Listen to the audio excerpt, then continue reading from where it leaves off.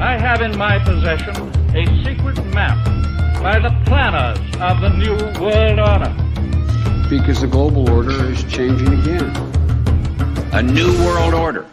As you can see, here we have an article from January 3rd by Brandon Smith off altmarket.com entitled Trump is a Pied Piper for the New World Order Agenda. If you think we're already in a one-world political system, you're deceived already. Daniel chapter 7 and Revelation 13 are both entirely yet future, and there will be no one-world political system until the woe of the fifth trumpet, when Satan and his angels are cast from heaven unto the earth, which will only happen after the great horn of the he-goat written of in Daniel chapter 8 is broken, as you can see in the 8th verse. Daniel chapter 8 verse 8, there you have it. The great horn of the he-goat must first be broken before the four notable ones come up for it to replace it, in other words, toward the four winds of heaven, which always means the 5-month-long hour of temptation. The four notable ones being the four beasts written of in Daniel chapter 7, which is the one world political system written of in Revelation 13 also. It won't come into being until the great horn of the he-goat is broken, which is the United Nations, in my opinion, the he-goat being the shadow government of the Kenites, and the great horn, which is symbolic of the power of that shadow government, is the United Nations, in my opinion. And as of the first day of January 2019, the U.S. withdrawal from UNESCO became official, just one of the many events we've seen over the past 2 years that are part of the breaking of the great horn of the he-goat, in my opinion, which you can also see written of on the last page of the Grand Chessboard by Zbigniew Brzezinski. And just 2 days before the announcement the U.S. would withdraw from UNESCO in October of 2017, Henry Kissinger said while seated next to Trump in the Oval Office, he was there at a moment when the opportunity to build a constructive, peaceful world order was very great. But first, the great horn of the he-goat written of in Daniel chapter 8 must be broken. Then Satan and his angels, who are Daniel's fourth beast, are cast to earth at the woe of the fifth trumpet. Then the four beasts of Daniel 7 emerge, including that supernatural beast, Daniel's fourth beast, the one with the 10 horns, which are 10 fallen angel kings. The four beasts of Daniel chapter 7 are the same thing as the four notable ones you see in Daniel chapter 8 verse 8. The global political system, also written of in Revelation chapter 13, which then receives a deadly wound only after it emerges, obviously. You can't wound something to death that does not exist. And then Satan appears as Antichrist in Jerusalem at the woe of the sixth trumpet. The true Christ won't return at all until the woe of the seventh trumpet. So going now to this article, Trump is a Pied Piper for the New World Order agenda, skipping down to the paragraph that says the most effective method for the establishment to sabotage a rebellion is to place one of their own puppets into a leadership position in that rebellion. This exploits the movement's subconscious appetite for top-down leadership. It neutralizes activists by tricking them into waiting for orders from on high instead of acting on their own individually. It makes a movement lazy and impotent. The con game of false leadership goes beyond this, though. A charismatic puppet leader can trick activists into following a path completely opposite of their foundational ideals. He can turn the movement into something they would have originally despised, like turning a limited government pro-sovereignty movement into a big government pro-state cult. He can also take actions which are self-destructive, thereby making the movement appear insane or foolhardy by proxy. And within that, you also have the misdirection. For instance, NAFTA 2.0 ending up including much of the elements of the TPP when almost completely ignored because people, for the most part, think what the television tells them to think, which is part of the educational dynasty the shadow government of the Kenites operates via the four hidden dynasties. Not just the educational, which was globalized in 1830, the first demonstration of sending information or misinformation being when Joseph Henry sent an electronic current over 1 mile of wire, causing a bell to strike. That set the stage for the brainwashing to begin. Then we had economics globalized in 1913 with the Federal Reserve Act. Then in 1944 with Bretton Woods, the U.S. dollar officially eventually became the world's reserve currency thanks to the Second World War, which also led to the creation of the United Nations in 1945. There's the political dynasty as far as the globalization thereof, but it also includes the left-right paradigm to control the minds of the people, funded by the Federal Reserve notes and perpetuated by mainstream media like cable news networks. The hidden dynasty of religion was then globalized in 1948 with the establishment of the Goat Fig Nation as well as the World Council of Churches later that year, beginning this final generation and setting the stage for Satan to appear in Jerusalem at 666, the sixth seal, the sixth trumpet, and the sixth vial that you can read of in the book of Revelation. And that's when the one world political system, after it's wounded to death, becomes a one world religious system whenever Satan appears as the false Christ. But first, the one world political system has to come into existence, and before that, the great horn of the he-goat must first be broken. So returning to the article, after 2 years of witnessing Trump in action, it is clear to me that he is an active participant in the New World Order agenda, and not just an unwitting patsy for the economic crisis, which is a theory of Brandon Smith's, not mine. Trump started out his presidential campaign with two very important issues. First, he argued the need to drain the swamp in Washington, D.C., which included a sharp criticism of Hillary Clinton's ties to banking elites and globalists. Second, he criticized the fraudulent state of the U.S. economy, pointing out that the stock market was in a massive bubble created by the Federal Reserve using near zero interest rates. Trump's first action upon entering the White House was to invite multiple swamp creatures into his cabinet, going against his core campaign promise. This was not all that surprising considering his past. Trump was saved in the 1990s by Rothschild banking agent Wilbur Ross, who bailed him out of his debts tied up in his failing Taj Mahal casino. Wilbur Ross is now Trump's commerce secretary. I ask, who is Trump going to be loyal to? The American people who can offer him nothing of consequence, or the Rothschilds who saved his public image and his billion-dollar empire? Trump is also currently advised by the likes of Steve Mnuchin, formerly of Goldman Sachs, Larry Kudlow, formerly of the New York Fed, and John Bolton of the CFR, among others. Trump has since flip-flopped on his economic position. Instead of warning about the large financial bubble the Fed has created, he adopted a Twitter campaign taking credit for the bubble for the past 2 years. Some people will argue that Trump has placed blame on the Fed and exposed their operations, but this is theater based on selective observations. Trump continues to set himself up as the fulcrum or source of the current crash. Just this week, his administration called the market decline a little glitch, which would be solved once a trade deal with China was solidified. In other words, Trump is saying the trade war is the cause of the crash, not the Fed. Trump then at the same time blames the Fed. Confusing? Not really when you understand that Trump is part of a grand con game. And notice at the end of the article it says it's unfortunate though how many otherwise very intelligent people within the liberty movement have bought into Trump as a hero on a white horse, especially those out there who are supposed to know better than to trust in man and make flesh their arm. If you're deceived by something this obvious, what will happen to you when that old serpent called the devil and Satan gets cast to earth along with this fallen angel locust army at the woe of the fifth trumpet, when the New World Order, as it's called, finally comes into being? That's when the he-goat becomes the leopard of Daniel chapter 7 and Revelation 13. The Kenites and their four hidden dynasties providing the infrastructure of the global government, which includes transmitting the deception throughout the airwaves via the educational dynasty, and you'll have the fallen angels also setting the Christians up for the spiritual kill at 666, which is after the deadly wound to the one world political system, which is when Satan appears as the false Christ, the rider of the white horse in the first seal of Revelation chapter 6, because for one thing, that's the seal that lines up with the religious. 1948 setting the stage for Satan to appear there in Jerusalem as the instead of Christ, which is what Antichrist means. The false rock, who is the father of the stones worn smooth, we're supposed to be aware of, as we know from that Greek word translated count in Revelation chapter 13 verse 18. He went forth conquering with the spirit of Antichrist in 1948 when the hidden dynasty of religion went global, and to conquer once Satan appears in Jerusalem. The rider of the white horse in the first seal is the false Christ, Satan claiming to be Jesus, and that word conquer is nikeo in the Greek, which has to do with the locust army, Satan's fallen angels, in the fourth and final stage, that is to say the consumer stage, the Nicolaïtes you can read of in Revelation chapter 2. And notice that word bow in the first seal is toxon in the Greek, which means as the simplest fabric, a cheap fabric imitation of God's chosen people with 1948, because if you have not the Son, who is the Lord Jesus Christ, you have not the Father. And it's 666, a cheap fabric imitation